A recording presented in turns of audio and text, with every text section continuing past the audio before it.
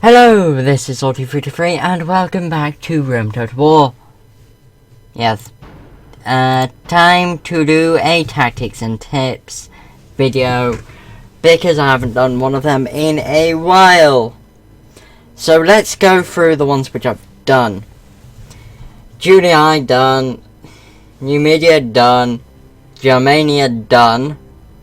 Well, that was mainly a tactics and tips for the Blitz, but if you do well enough, basically, if you do if you do similar to what I did, but bribe the Britain settlement in the first two turns, then you should be perfectly fine. Gaul may attack you, but you don't have to go to Rome that fast, and as you know from my Germania campaign, fighting the battles is hard because they've got urban cohorts. So yeah, but this tactics and tips is going to be SPQR. Yes, why not?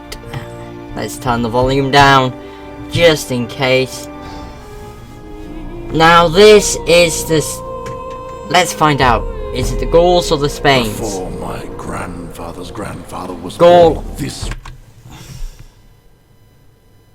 I think that's also the same as Carthage.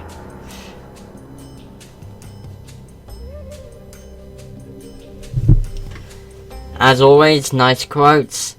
Okay, I've put Fog of War off, so it doesn't really matter. But it's because I want to show you stuff. Although I can simply show you using the mouse and the arrow keys, and so on and so forth. But one thing which you have to be wary of when playing as the SPQR. Do not click two buttons on this screen. One is the Senate. Everything else is perfectly fine, apart from this one. Let's just check. Yes, yes, yes. No. These two will crash the game. So you don't want to have them selected. Okay, and also the next thing which you need to know before you do anything. Rome is losing money. And it's not losing money by 400, it's losing money by 1,466. And even when you go very high tax rate, it is still not enough. And also another interesting thing with the SPQR, there are no shrines available, which is highly interesting, and you may be going, but how do I keep them happy? How do I keep my population happy so the settlements don't riot and civil revolt and so on and so forth? Well, guess what? You don't need to worry about it. Biscuits showed it quite clearly that you can just go very high tax rate.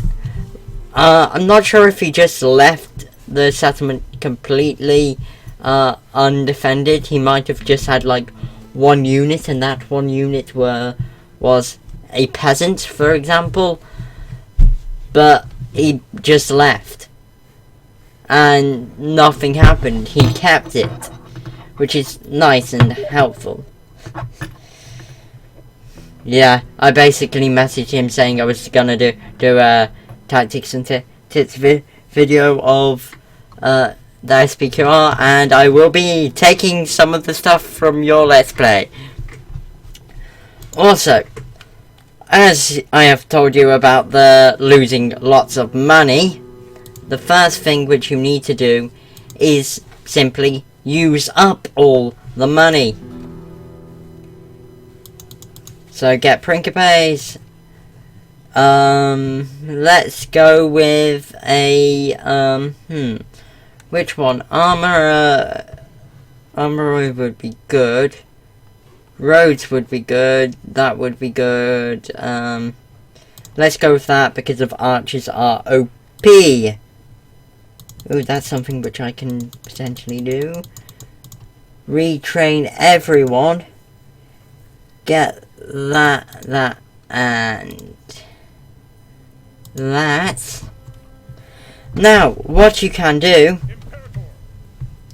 is you simply wait. You wait a few turns. Then you attack the Romans. The reason why is, remember when you may have been playing a campaign as the Julii, Brutii, or Scipii, and you've always had to get to 40 settlements, then you could finally attack Rome. That doesn't exist in this game. Especially if you're playing as SPQR. The Romans can attack you immediately. Which means you have two options. One is kill them before they kill you, which I think is the most advisable thing, because of it means they don't get powerful. And also, where would you go? You don't have a port at the moment, so you can't go to Caralis yet. You can't march through the Julii because they will attack you. You can't march down here because of it's a dead end. And also, in proper historical terms, this is what the Romans did. It was basically Rome, and they took out everybody else. A literal, I don't care about you, I shall kill you. And also, the good thing is that they've taken Segesta, which means I don't have to attack. Now, Alliance in Tatters, Alliance in Tatters. Not surprised. Really, I still have an alliance. Ooh, no. Alliance in Tatters. Alliance in Tatters. I wonder why it didn't say Alliance in Tatters with that. Oh, they got on a boat. How annoying. And you simply wait because of you don't want to attack immediately, because if you attack immediately you will die. Well, there is the potential for the Julii to attack, which is of course something you do not wish. You know what, I'm gonna use this one to attack. It's got more velites, but I'll still control both armies.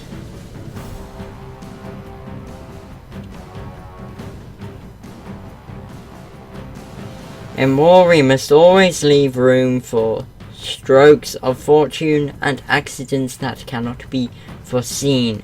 So, strokes of fortune and strokes of misfortune. The portents are bad, my friend. No, they're not.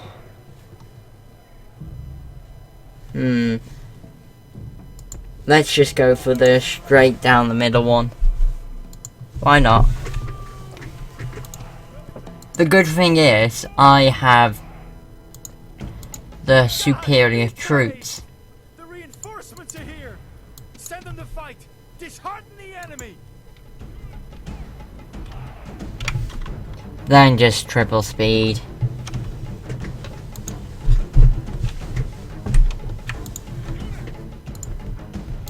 And then if you're patient enough, bring them up. If you're not, in fact, everyone just run. And those who can't, too bad for you. Yeah, that will happen, unfortunately. Our soldiers have done their work well. The battering ram has broken through the gate.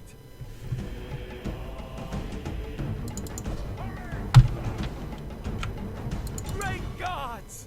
Our soldiers have done well this day. The walls are taken.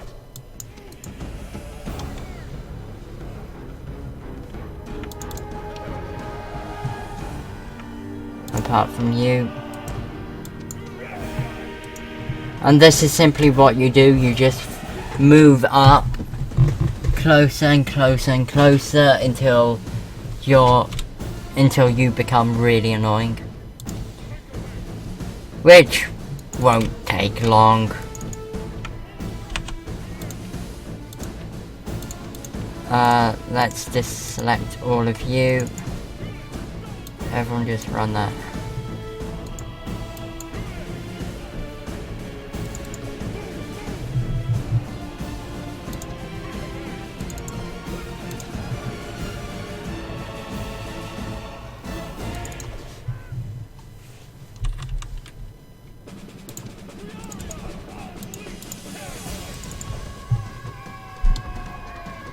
And that's what you do. You just basically do what you do when playing as Germanians. You just block the cavalry from being effective, which is very easy to do because of the AI is what's the word I'm looking for? Stupid. Yes, that's it. Attack.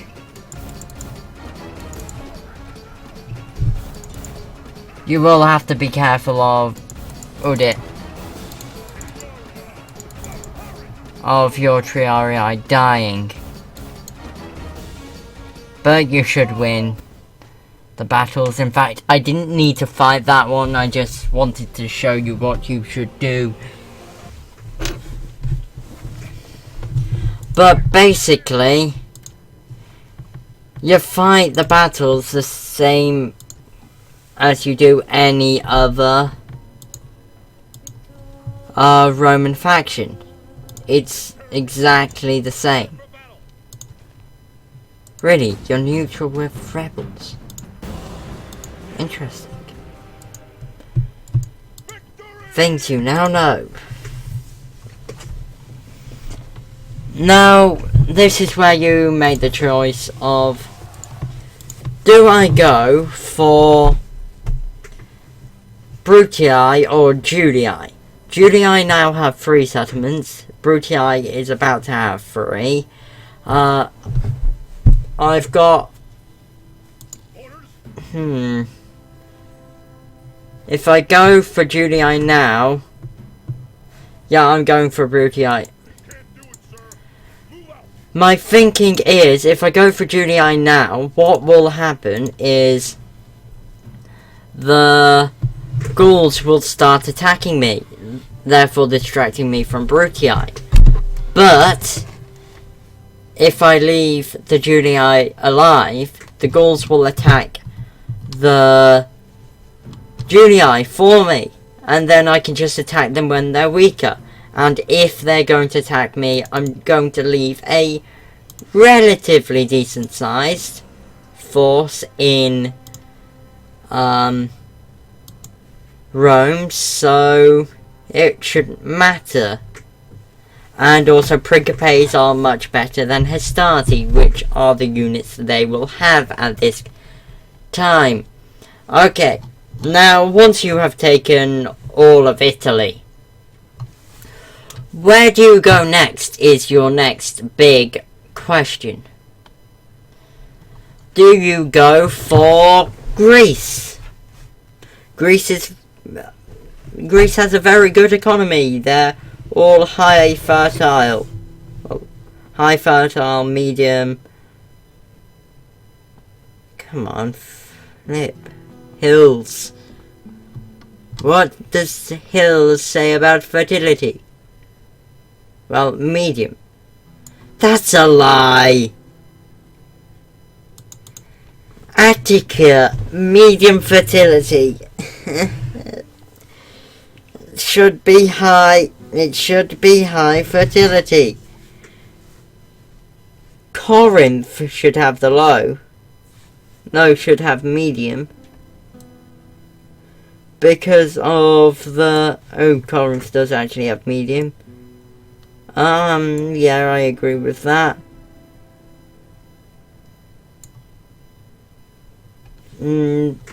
What's about you? Medium. I disagree with this one. It should be higher than medium. And oh my days, Byzantium's medium. Oh my days, they've got this wrong.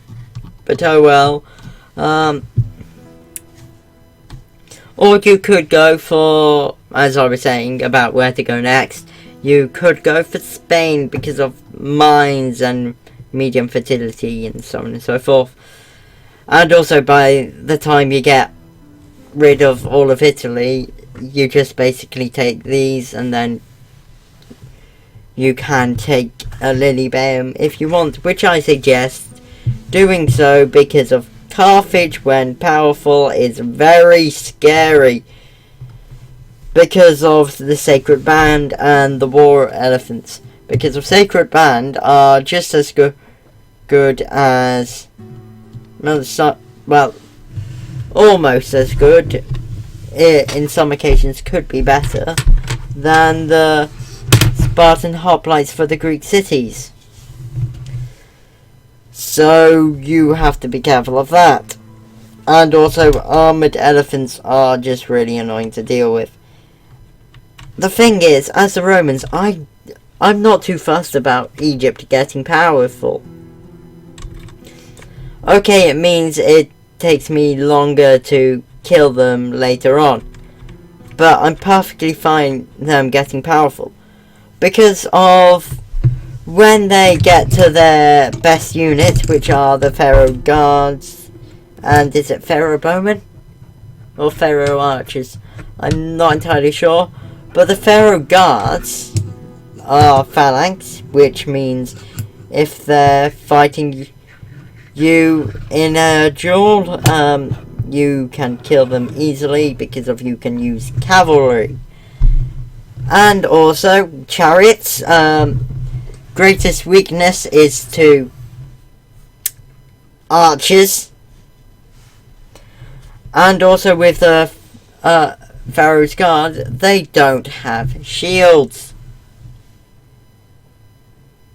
So, using archers, you can decimate the enemy lines. I showed you this in some of my battles which I did as the Juliet. Like, in the first Let's Play which I did for this channel. It was... Yeah, I actually was still doing it. I'm pretty sure I was still doing it when I started doing the Germania campaign. Although I'm not entirely sure. So, really, the place where you want to go next, after you've taken all of Italy, is very debatable. Because of, no matter which way you go, there is going to be benefits and downsides. Because one thing which you don't want to have is Carthage powerful, Britain or Germania powerful, Egypt too powerful. I know I just said I don't mind them getting powerful, but like with any other things, there's a point where I'm just like, yeah, you're too powerful. And finding the right mixture between too powerful and powerful is hard to get unless you've played this game for about 3/4 of your life, like I have. Yes. So if you can do maths, I'm 17, so maths people. Well, actually, when did Rome Total War come out? Time to tab and look it up. Library, go to Rome Total War, view store page.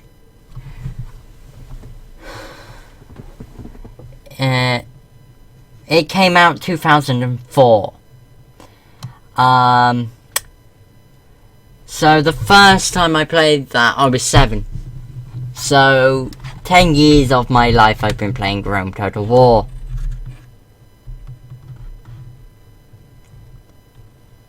Yeah. I also actually played the first Shogun. I've still got the disc. I don't know if it works or not, but oh well. Actually, I'm just gonna have a look in Steam if it's actually got Shogun Total War. I'm not talking about Shogun 2.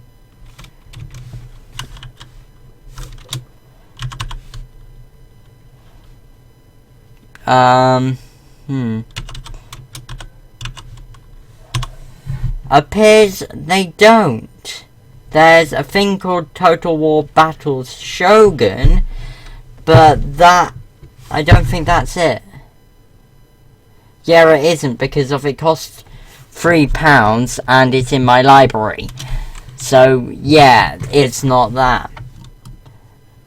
And also I'm just looking at the user reviews, and it's 95% of 2,640 user reviews are positive.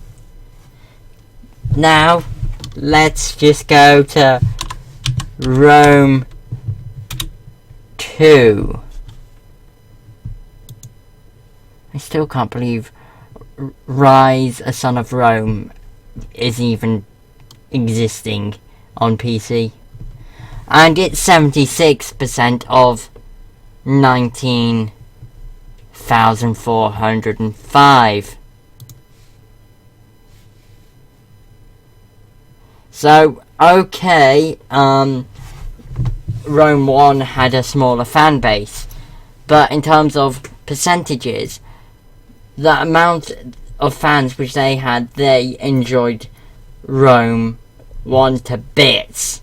And one of the things which caused Rome 2 to not be as popular as it was expected to be is potentially people like me, who played on Rome 2 and just went like, this is terrible. Although I understand the differences between the two and why they exist and stuff like that, but one, the family tree doesn't work, the technology doesn't work, and also the battles don't work. So everything which a Total War game is supposed to be upon, which is the family tree and the battles, didn't work. Which then led to people going on to other Total War games, or even Paradox Interactive games. Because of, if you want a good strategic political game, CK2, EU4. With CK2 you can start just after the Roman Empire fell and play as Charlemagne and form the Holy Roman Empire, or the First Reich if you want to be technical. Or you can create your own character called Bob Jeffrey and conquer all of Europe, including India for some odd reason. Yeah, it's a DLC which I really detest, because of it's just getting to the point of you can just play the game, conquer the whole world, well, the whole world which you can take, then convert to EU4, even though that doesn't work now. Well, I think it may work, it may not. For the past 5 attempts it hasn't worked for me, but oh well. And then you can just go like, oh, I now have 3/4 of the globe. I can literally just declare war on everyone, and be just like, meh, you can't do anything to me. Because you're that powerful. What I would have preferred Paradox to do, but I understand why they didn't, is to actually create a new game. And the new game would take place in the same time period as CK2, but focuses on the East. Focuses on India, China, Japan, Korea, and so on and so forth. And then you can export that into EU4 and then play that.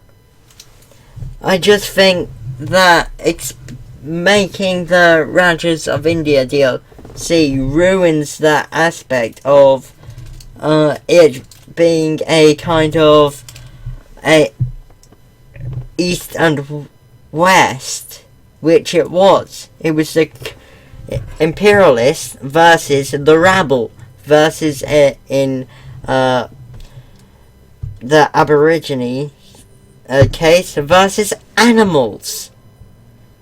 Literally, the British opinion on the native Australians were fauna and flora or something like that. Literally, just as if like they were monkeys. So yeah, it was that bad. But that was because of the different cultures. But if you're just going to add India to CK2, you then don't have that cultural diversity, and then you can't be the British and go, I am now going to claim all of India as mine by fighting wars and so on and so forth, and all of the cultural differences in this area I shall call Hinduism. That's literally how the name came about. It was literally, I'm the British just going, right, all of these different cultures to our true one all come from the Indus Valley. Therefore, Hindu came along. Even though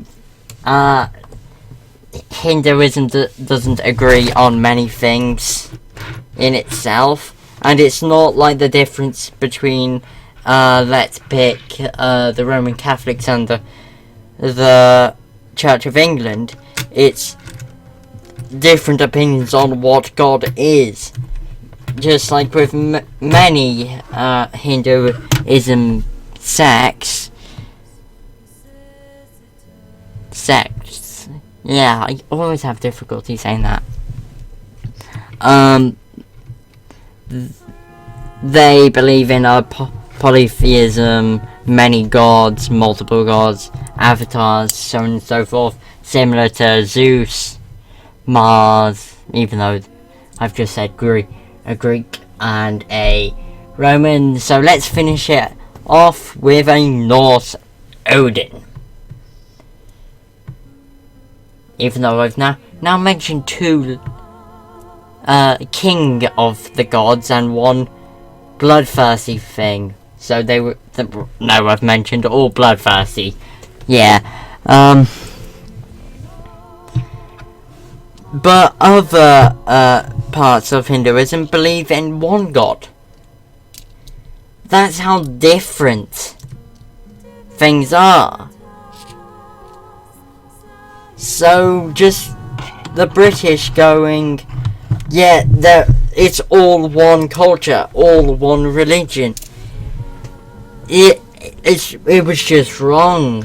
I understand why my RS teacher dislikes this because of it's just that different. They're that different from each other. It isn't the same as let's pick the Roman Catholic view on the Trinity and most other, no, actually I shouldn't say most other, and let's pick Christadelphianism, which believes there is no Trinity because of there's no real biblical evidence for it. Basically, the way I view it, I am actually religious, by the way. I'm a Christadelphian, just to let you know.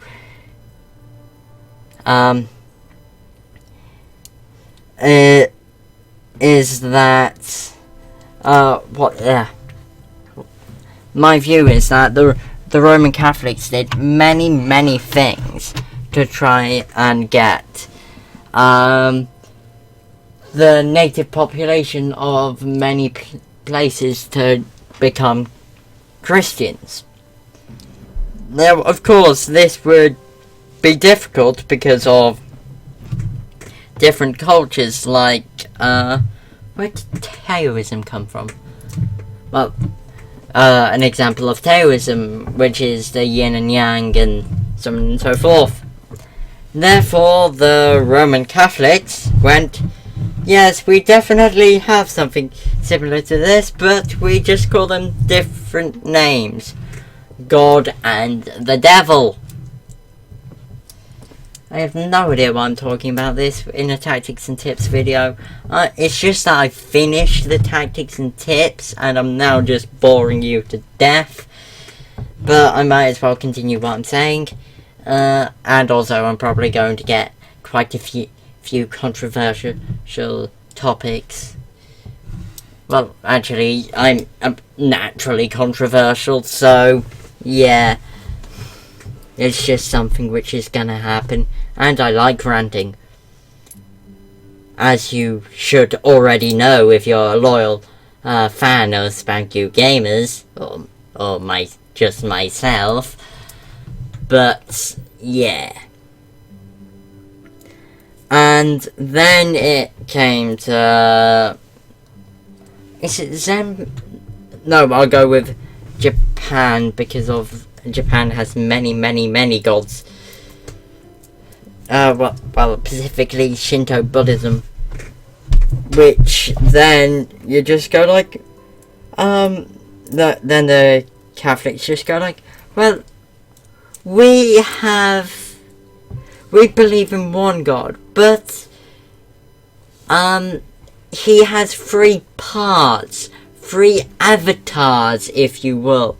And then that's going ding ding ding with some of the Hindus, because they believe that the gods were transcendent, but they had avatars. Like, for example, what the heck? Oh, I haven't moved my mouse in that long. My monitor decided to go on sleep mode. How long is this video? 35 minutes! Wow! I've been ranting for quite a while. I'm truly sorry about this if you're utterly bored, but you can simply just leave the video. I'll put in the annotations. And now a rant about religion and culture. And history. Yes, and that's basically how I view it, is just the Catholic Church, or the leading Christians at the time, edited their beliefs to get more people to believe in them.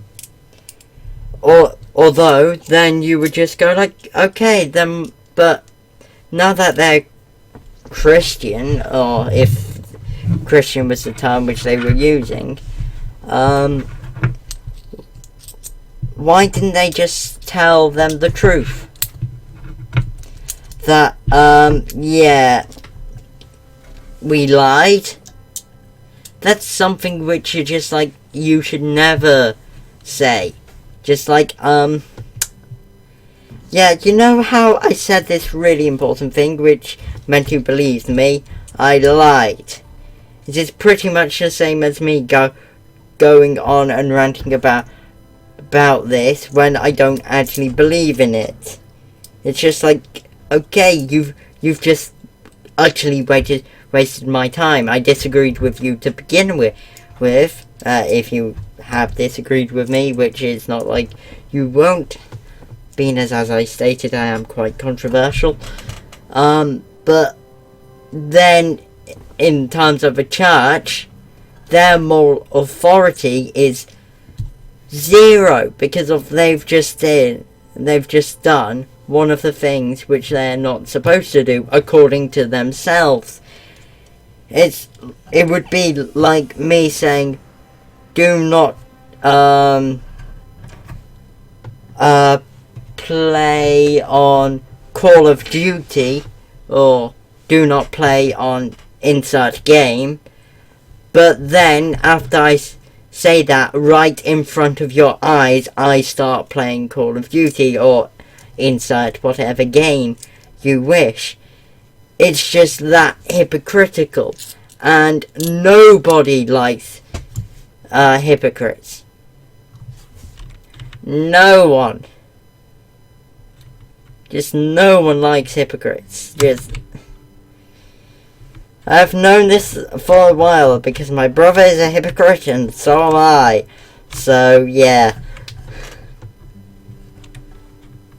But there you go. This is the end of the tactics and tips video. And the rant. And I'm truly sorry about this if you're utterly bored, mindless, and if you disagree with me, but sorry you disagree with me. I can't do much about that. You disagree with me. It shows you have a personality, which is good. But see you next time.